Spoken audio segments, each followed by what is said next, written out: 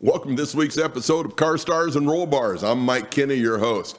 Each week we have the great pleasure and opportunity to meet and talk with some of the best in this automotive realm, whether it's builders, celebrities, car collectors, people that are just plain cool, manufacturers.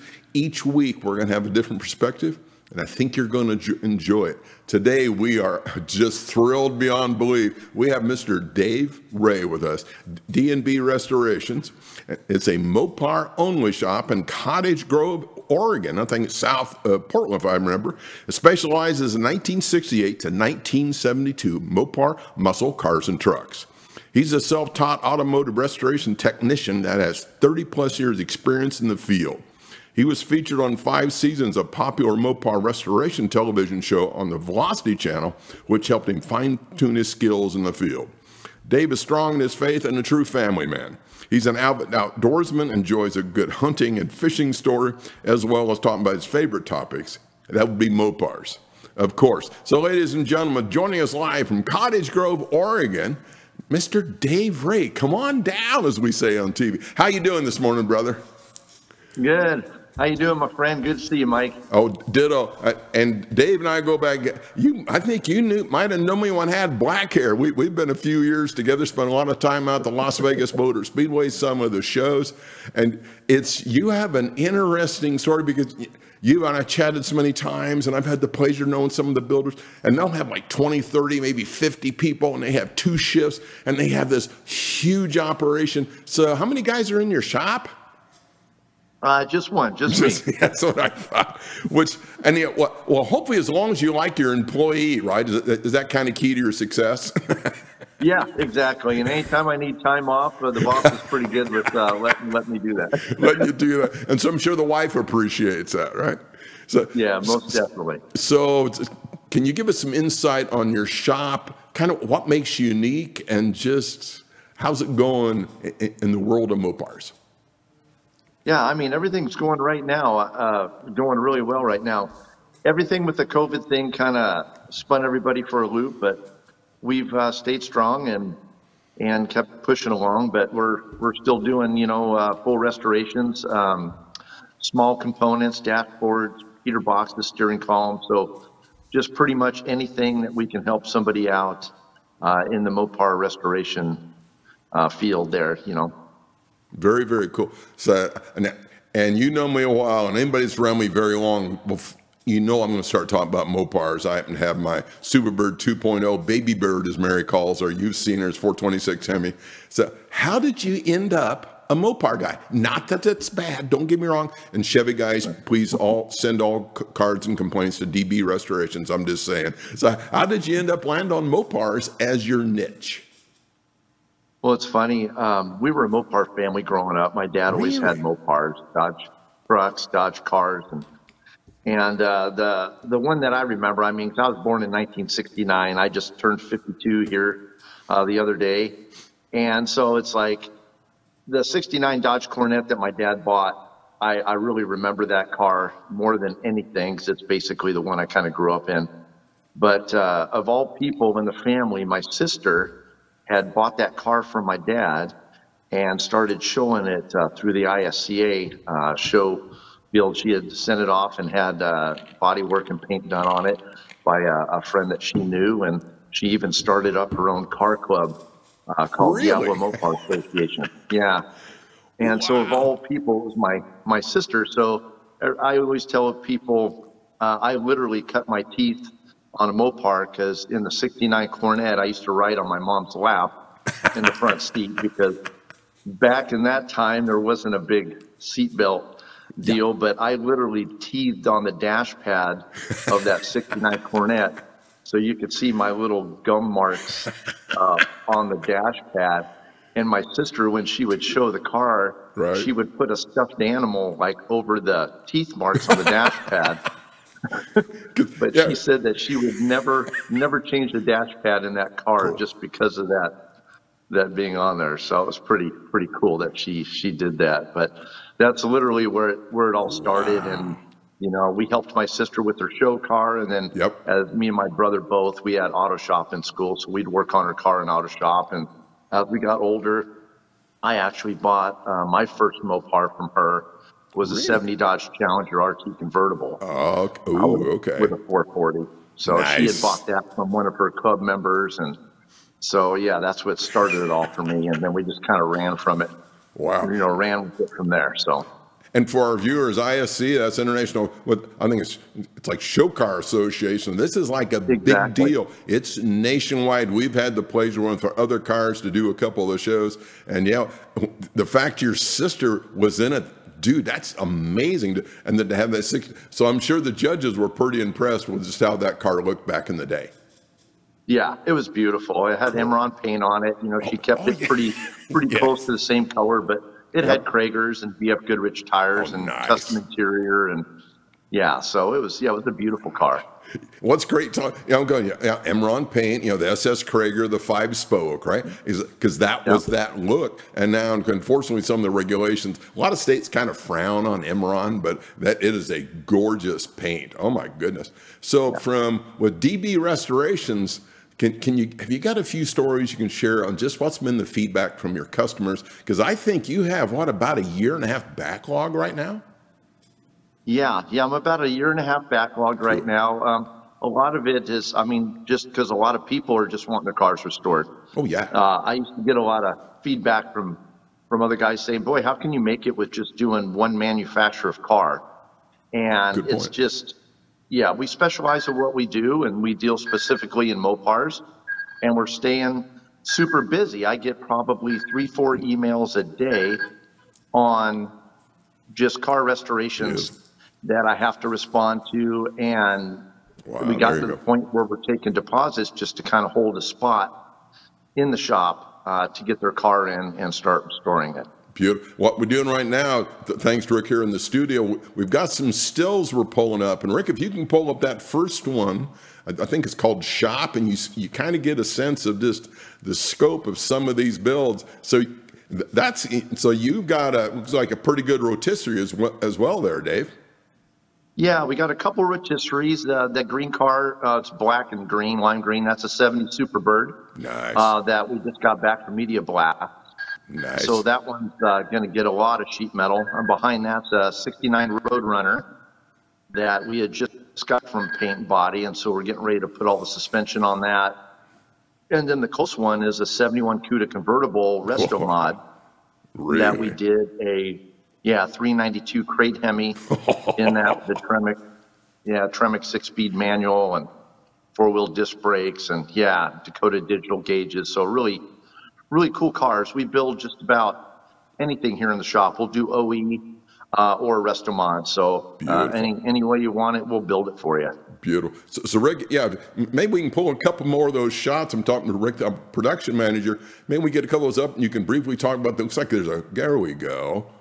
Yeah, there's an OE. That's a 71 Plymouth Cuda convertible. That's all numbers matching, 340 car, Winchester gray. Just, beautiful car, automatic. The customer added the shaker hood and the shaker setup on it. It wasn't an original N96 car, but he was fortunate enough to find all the original parts. So he's got an original shaker hood. Wow. And original shaker bubbles and everything. So that's a really cool car we're building for him.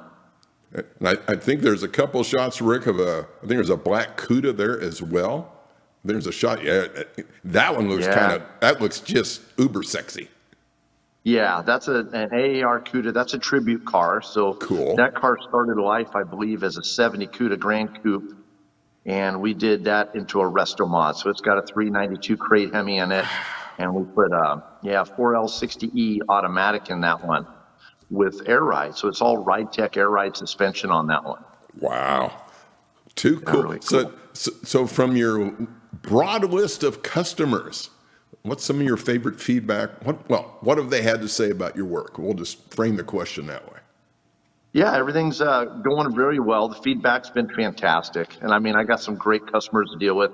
I treat every customer the same. They all have a specialized individual restoration agreement that, deals specifically with their car. But every car that I work on is my car. So that's what I tell the customer. I said, you can go anywhere and, but you just got to realize that every car I work on is my car.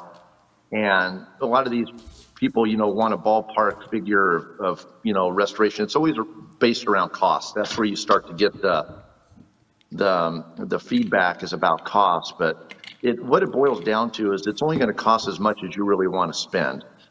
A lot of people don't want to go over the top on paint work. Sure. Unfortunately, every car that leaves our shop is going to be a show quality paint body work, because that's basically our business card out there. Absolutely, brother.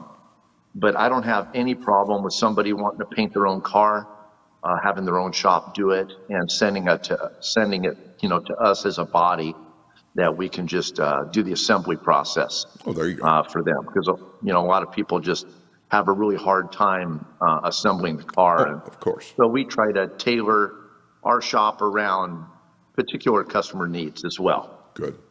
Well, you know, you mentioned you mentioned you happen to have a Superbird there, and for the uninitiated, yeah, they took a Roadrunner, then they put cornet front fenders, then they put a beak and a wing on it, and a different window, rear window, and the list goes on. And people go, "Oh, you know, that'd be pretty, you know, easy to do. Just get some of those pieces and bolt it on." Well, I don't think it quite goes that way, does it, Dave? No, it does not go that way by far. I mean, this particular car, unfortunately, has just been through the ringer. People don't realize that nose on that car sticks out about almost 27 inches. Yes. From the front of that car. And you can't see it because it dips down so far. Yes. So all those things are smashed in the front, and everybody thinks the noses are made out of fiberglass, and they're not. They're sheet metal. Right. And boy, when those things get crinkled up, I'll tell you, boy, it's a difficult piece. I mean, the nose assembly on the Superbird is almost like basically a whole car. Yes. There's so many moving parts just in that nose. Yeah. So you got the car, and then you have the nose assembly as a separate unit. Yeah, because, you know, it's got the headlight buckets, and then you've got, I think, 100 feet of vacuum hose to make the headlight buckets work. I know when I was talking to Richard Petty a few years ago at SEMA, they said when they first got his Superbird, they went to the local Napa store and got a car antenna and taped it to the front of the wing, of the beak, so we could figure out where the front of the car was. Yeah. Because, yeah, you're right. Yeah. It rolls down, so you really can't see the front. No, yeah, and you got one, so you know exactly what you're dealing with. But yeah, a lot of work, and sheet metal work is tough. So I mean, that car is getting quarter panels, trunk floor, Dutchmen, because those window plugs, they were you know, known to be, you know, rust out, and so it's got thankfully the owner was able to get a repop of one of the original stampings of the window plug. So perfect. Yeah, this is going to be a beautiful OE correct Superbird when we get done with it. Nice. But it's going to be a long process for sure. And that's the other thing, just to the viewers, and like a lot of, I've lost a lot of different, you know, hot rod shows and builder shows on TV. And unfortunately, with some of the shows, Dave, you think you can get your car built in about a week or maybe two, right? And so please listen to people like Dave Rae. Said it takes a while. We had a 47 Dodge Radical Full Custom. It took us 10 years because we had to go to different builders. Then we hit it hard for almost 2 years. Because when the level of quality and expertise, like Dave, what you bring to the dance, these aren't weekend projects, right? This is kind of a long haul. It is a long haul, and I try to make that known to the customer right off the bat in the restoration agreement, because, I mean, most ground-up restorations, you'll have 1,000 hours of labor in the car. Oh, yeah. So if you just kind of look at that and you figure you're putting a price tag on that of, say, $60 an hour, I mean, you're looking at $60,000 in the labor. Yep. That's not including your parts and stuff like that. And I mean, the nice thing about taking your car to an experienced restoration shop is that restoration shop has done those quarter panels, has done those trunk floors, has done those roof skins. So they're really proficient at what they do, and they'll get it done in the quickest amount of time and do it correctly, of course. Exactly. And so you're actually saving yourself in the long run by going to a professional and spending that extra money than trying to cut costs and having your neighbor who knows how to run a welder try to do these repairs for you. Yeah. So you hear so many horror stories about this shop started the car and ruined it. This shop tried to take it over and messed it up even more. And so it's really sad that what a lot of these people have to go through to get their cars done. But it's a long process. And I mean, I'll have just in the Superbird probably 4 months, of just metal work on the car, 4 to 5 months. Yeah. And I mean, that's because I'm working on 3 cars at a time as well. So I try to spread out time between the 3 cars to try to keep all my customers happy and keep some kind of a flow going. Yeah. And and just for all the viewers, I want to reiterate what Dave just mentioned. And I've been in this business over 20, almost 30 years now. I'm kind of catching up to my hair color age-wise. And I've been around a lot of shops, a lot of high-end cars. There are horror stories where somebody spends $50,000 to $60,000 over a year. They fly into town, and the car is still just kind of sitting in the corner of the shop, and almost no work was done. Or the work was done, it's going to have to be totally redone. So with that kind of set up for the next question, why is D&B Restorations different than some of these horror stories? Or how could a new customer to you, Dave, feel confident they're not going to become another horror story? Yeah, and it's tough. It's tough to build that trust, and the nice thing about being in the business for so long and dealing with other shops and hear the other horror stories is that you can step your game up and get away from that scene. But there's a lot of those other shops that are really hurting good shops. Yes. So you have to build that trust with the customer. And I tell the customer, go to all these different shops. Don't just come to me and let me try to convince you to leave your car here. Call my old customers, talk to them, and go talk to these other shops. And when you go to these other shops, call their customers. So, pick a car or 2 cars in their shop and say, who owns these cars? Do you mind if I get their phone number and call them and talk to them and see, how that shop's treating them? Excellent. Because it's a very personal relationship. I mean, people are so personally attached to their vehicles. I mean, it's just like hearing a song. It takes you back to another time. You look at your car, it takes you back to another time. And I understand that personal connection to people in their cars because I have it myself, and I always have. And I mean, we're the kind of people, it's like I laugh, I tell my wife, I go, guys can actually, or gals too, not to single the guys out, but we can go out into the garage and just stare at our car for like a half an hour with all these things going through your mind on what you want to do to it and this and that. But it's just that personal connection to the car, and that's the way we are here. I mean, we're a small shop. We specialize just in Mopars. Perfect. I'm a family man, and my whole family's involved in the cars. And it's just I just want to try to keep tell my customers that you're part of the family when you're here, part of our family. Very cool. Very cool. And again, those, because you're right, it's the shops that are kind of funky chicken with all this, to be polite on the show. They make it really tough for the other ones. And I'll be the first to admit, the bird's in our garage, obviously. And I'll go ahead and tell you, Dave, just usually I poke my head out in the garage and say goodnight to her every night. Just, Yeah. I haven't found a blanket, because Mary goes, why don't you just get a blanket and tuck her in, and then she'll laugh at me. But yeah, there's this, really strong bond with a given car. And what I found unique about this hobby industry, whatever the right phrase, it's one of the few, Dave, where a 17-year-old and a 70-year-old can talk and communicate in a language they both understand and respect. Exactly. So what's some of your favorite memories of builds you've had going on? Because I've seen some of your work, dude, and just, there's like 300 people standing around the car. I says, really, I don't just go up and say hi to Dave because he's on another autograph session. So what's some of your favorite memories, man? Oh man, well, the Resto Mods have been really cool lately. My buddy Joe at DT Auto, I've done 3 cars for him. Cool. And it was really cool being at the Vegas show with all 3 of the cars. Nice. But the Resto Mods are a lot of fun. I mean, who doesn't want a 71 Cuda body basically sitting on a 2017 Challenger Hellcat chassis? I mean, basically that's where you're at. With this crate program from Mopar now. Oh yeah. You can just build these really cool rides. And the owner, I mean, he flew out here with his wife, jumped in the car, and drove it all the way down the coast, all the way to San Diego, really? And then drove it to Vegas, and then drove it to Salt Lake. Yeah, he put like almost 2,200 miles on the car.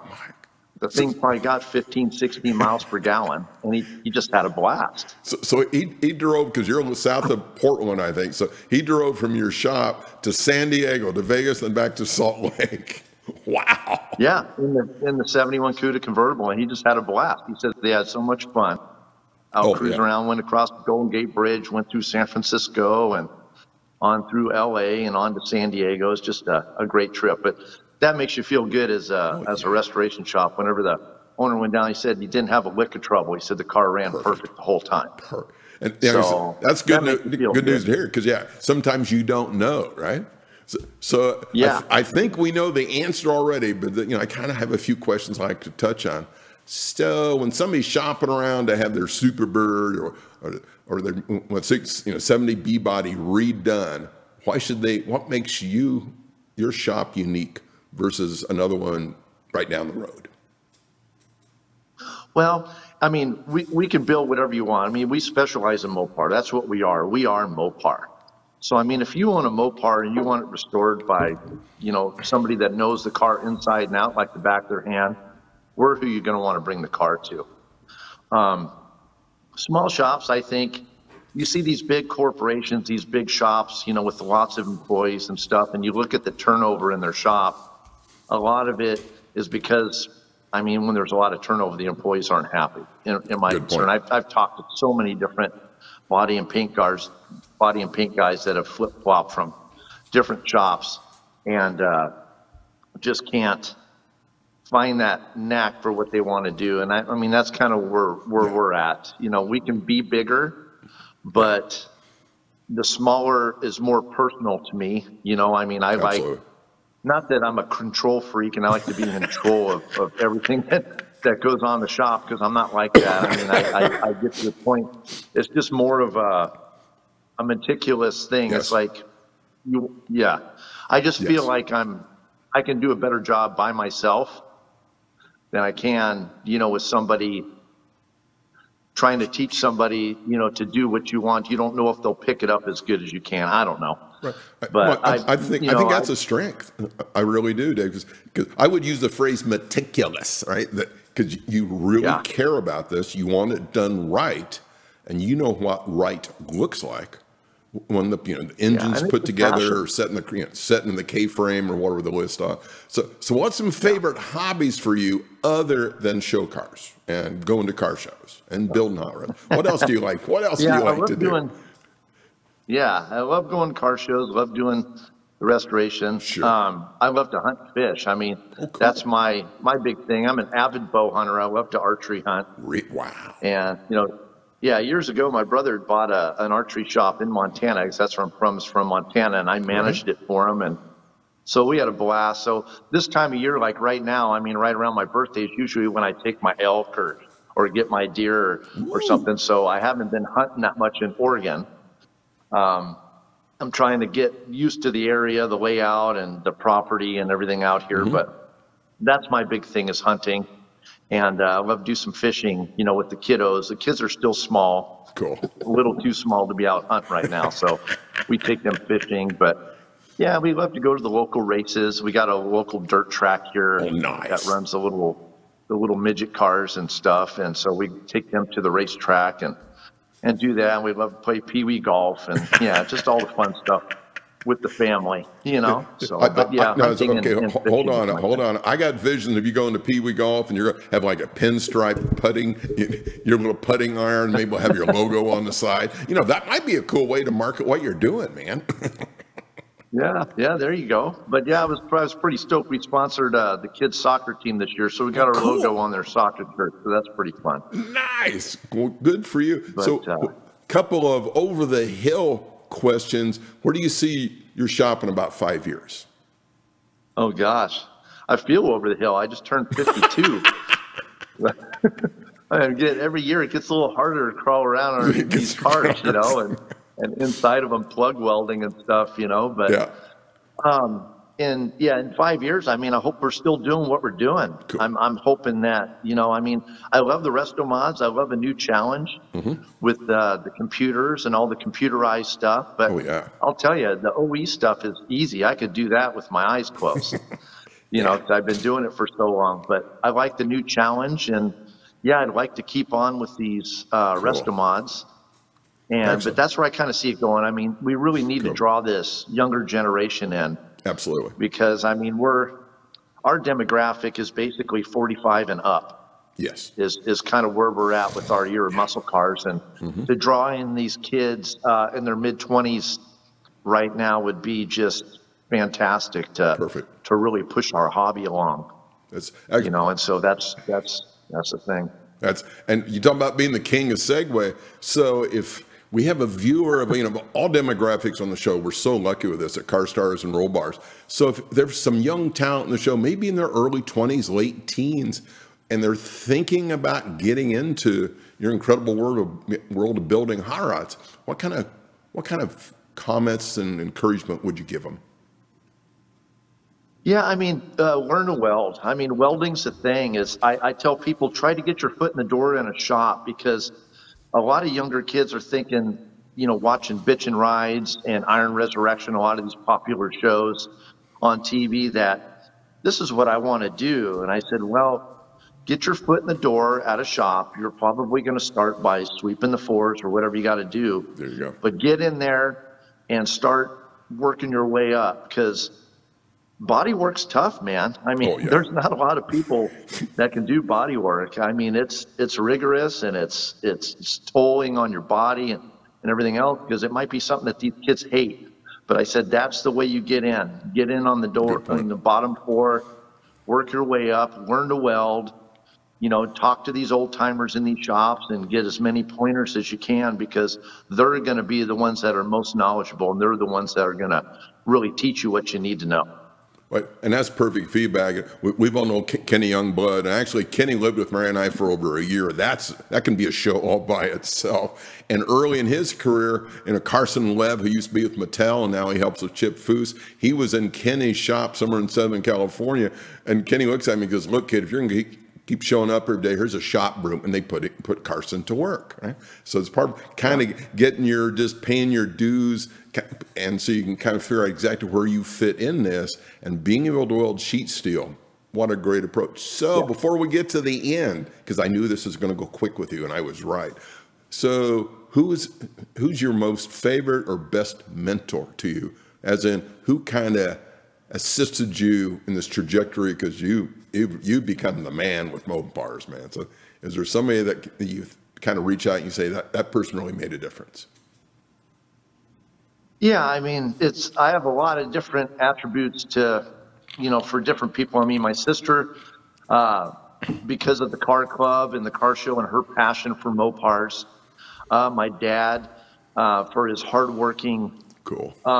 He's always been a hard worker. I always looked up to my dad, and God, I love him. I miss him. You know, I lost him a few years back to cancer. Yeah. But, you know, always raised us to, you know, be respectful and be hardworking and always give 150% and better, you know. And then my brother, you know, it's all my family. My brother, for, you know, for everything that he's done for me and helped me with welding and learn how for wiring. Helps. I mean, he still helps me out. I'm always like, if I get jammed up on some of these computer things, I'm like, oh, time to call my brother, man. And get a little bit of help, because he's the wiring guru. But yeah, it's a family thing. It's very cool. It's always been my family driving me, and it's my family now, my young family driving me as well. So to me, that's what it's all about. You know, it's all God and family for me. So you're right on. Hey, I'm proud of my faith. You know, you've heard me before when we're hanging out together. Somebody says something, I say God bless. Some people are kind of taken aback. Oh, now before we forget, you probably want to thank your wife too. Wink, wink. Right? Yeah. Okay. I'm just kind of helping you out there, buddy. You know, because she's probably watching right now, or she will be later. So. Because, yeah, I married my best friend, and she's made all the difference in where I'm at. So before we say goodbye, this will be fun. What's your favorite automobile? Oh, my favorite automobile. There are so many, but I'll tell you, I love the 68 Coronet RT. Really? Okay. The 68 Coronet RT. Everybody goes, oh, man, the grill's so plain, it's so ugly. And that's why I like the Charger 500, because it's basically got the same grill. Yes. But I do love the 68 Coronet RT or the Super B, but the RT would be my favorite. Too cool. Well, Dave Rae and DB Motorsports, we can't thank you enough for being on the show. It's been a thrill to have you in studio. My production manager's eyes have glazed over now. He's trying to figure out how to reach through the camera to get your autographs. We may have to work out that later. But thank you so much for being on the show. Have a great weekend, and we look forward to seeing you on the road, brother. Thank you, brother. Appreciate it, Mike. Okay. Bye-bye for now. Ladies and gentlemen, that includes this week's episode of Car Stars and Roll Bars. Each week's going to be different. It's going to be fun. It's going to be unique. So do us a favor. Let everybody know what's going on. Until next time, enjoy the ride.